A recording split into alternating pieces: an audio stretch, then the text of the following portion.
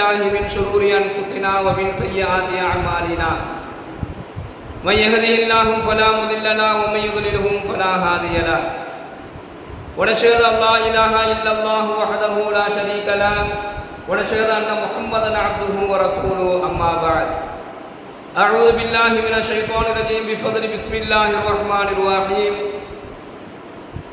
وَنَجِّنَا بِرَحْمَتِكَ مِنَ الْقَوْمِ الْكَافِرِينَ எங்கள் இறைவா, உன்னை நிராகரிக்கக்கூடிய கூட்டத்தார்களை விட்டும் எங்களை நீ காப்பாற்றுவாயாக. கண்ணியத்திற்குரிய அல்லாஹ்வின் நல்லடியார்களே, சகோதரர்களே, அல்லாஹ்வையும் அல்லாஹ்வினுடைய கட்டளைகளையும் நிராகரிக்கக்கூடியவர்கள் அல்லாஹ்வினுடைய வெறுப்பை, அல்லாஹ்வினுடைய கோபத்தையும் அவனுடைய அதாபையும் சந்திக்கக்கூடியவர்களாக இருக்கின்றார்கள். யார் அல்லாஹ்வுடைய கட்டளைக்கு மாறு செய்கிறாங்களோ, அல்லது அல்லாஹ் தன் மீது அவருக்கு அல்லாஹ் விதித்த அந்த கடமையை புறக்கணிக்கிறாங்களோ, யார் அல்லாஹ்வையே நிராகரிக்கிறாங்களோ, இவங்களுக்கு அல்லாஹ்வினுடைய வேதனையும் அவனுடைய வெறுப்பும் என்ன செய்யும்? ரொம்ப இலகுவா கிடைச்சிடும். நாயகம் ஸல்லல்லாஹு அலைஹி வஸல்லம் அன்னவர்களை துஆ செஞ்சாங்க, யா அல்லாஹ், உன்னுடைய அதாபை விட்டு என்னை பாதுகாப்பாயாக. யாரு கேட்கிறார்?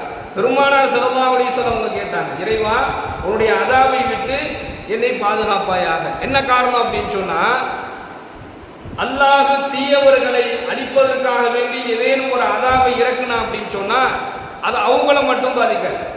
அது அந்த பாவம் செஞ்ச, தீமைகள் செய்த, அல்லாஹ்வை நிராகரித்த அந்த மக்களின் மீது அல்லாஹ் வேதனையை இறக்கி வைத்தால் அந்த வேதனை அவங்கள மட்டும் தாக்காது, மாறாக அவர்களை சுற்றி இருக்கக்கூடிய நல்லவர்களை என்ன செய்யும்?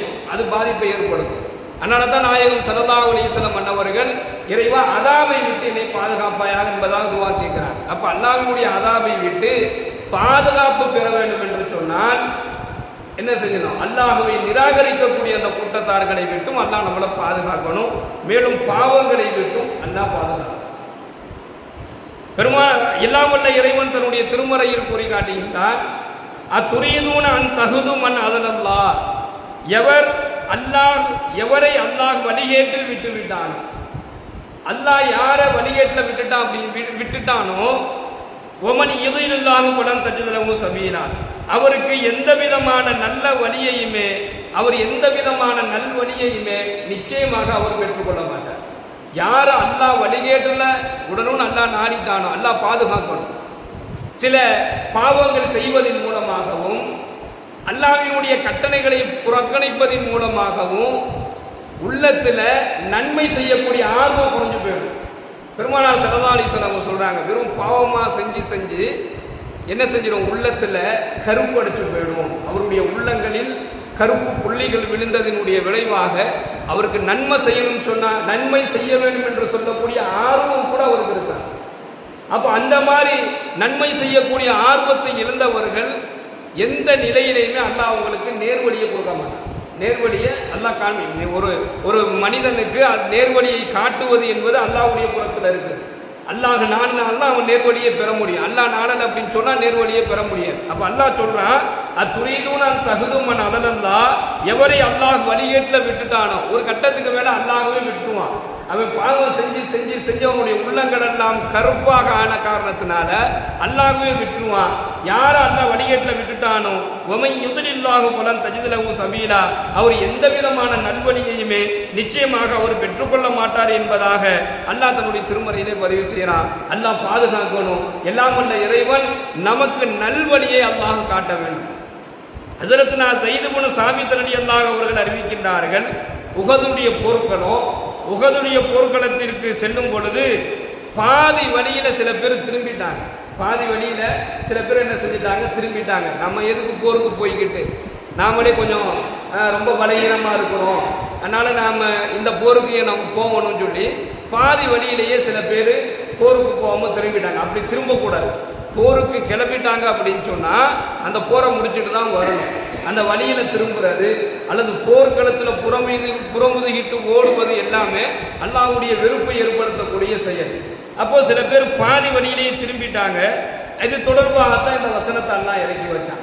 அந்த பாதி பேர் திரும்பின உடனே நாயகம் ஸல்லல்லாஹு அலைஹி வஸல்லம் ரொம்ப வருத்தப்பட்டாங்க. என்ன இப்படி நம்ம கூட வந்துட்டு இப்படி போருக்குன்னு வந்துட்டு பாதி வழியில் திரும்பி போயிட்டாங்களே என்பதாக அவங்க வருத்தப்படும் பொழுதுதான் அல்லாஹ் இந்த வசனத்தை இறக்கி வச்சான். துரீது நான் தகுது மன் அதெல்லாம் எவரை அல்லாஹ் வழிகேட்டில் விட்டுட்டானோ. இப்போ இவங்களை அல்லாஹ் என்ன சொல்றான்னா, அந்த பாதி வழியில் திரும்பினாங்கல்ல இவங்கெல்லாம் வழிகேட்டில் இருக்காங்கன்னு அல்லாஹ் சொல்றான்.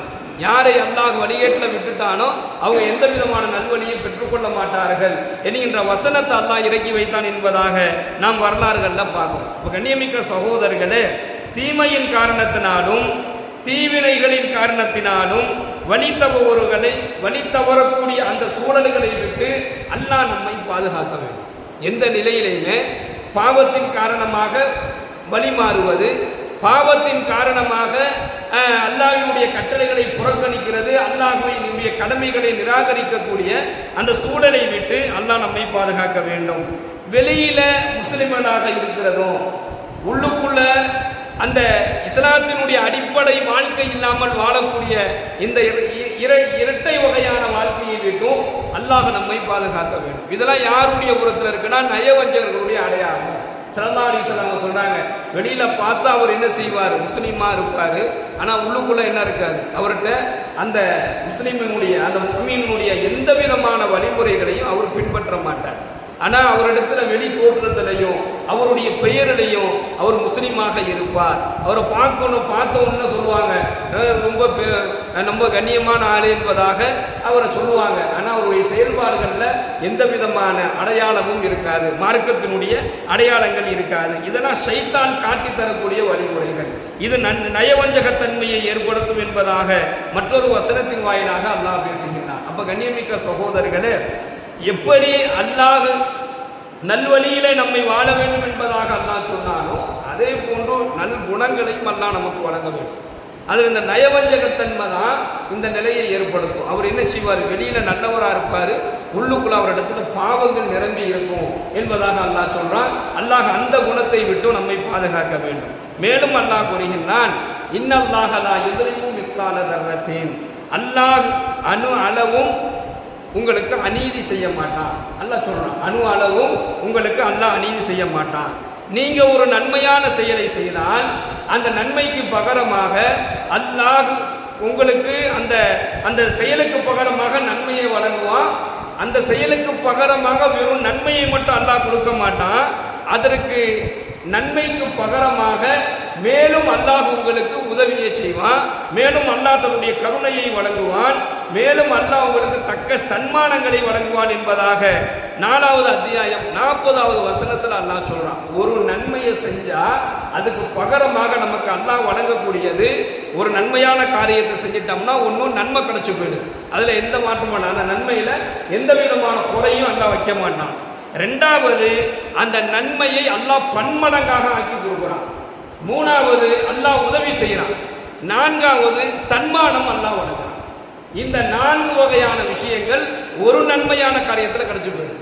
ஒரு அடியான் செய்யக்கூடிய ஒரு நன்மையான காரியம், அது அல்லாஹ் பெரிய நன்மை சின்ன நன்மைனா அல்லாஹ் குர்ஆன்ல சொல்றான். அல்லாஹ் என்ன சொல்றான்னா, நீங்க ஒரு நன்மையை செய்தால் அப்போ அது ஆக குறைவான செயலாக இருக்கலாம் அல்லது பெரிய நன்மையாக இருக்கலாம், ஆக மொத்தம் நீங்க ஒரு நன்மையை செய்தால் 3 வகையான சிறப்புகளை அல்லாஹ் உடனே வழங்குறான். நன்மையை கொடுத்துடுறான், தக்க சன்மானங்களை வழங்குறான், அல்லாஹ் உதவி செய்யறான். அப்ப அல்லாஹ்வுடைய கருணையை என்ன செஞ்சிடும், அவருக்கு கிடைச்சிடுது என்பதாக அல்லாஹ் சொல்றான்.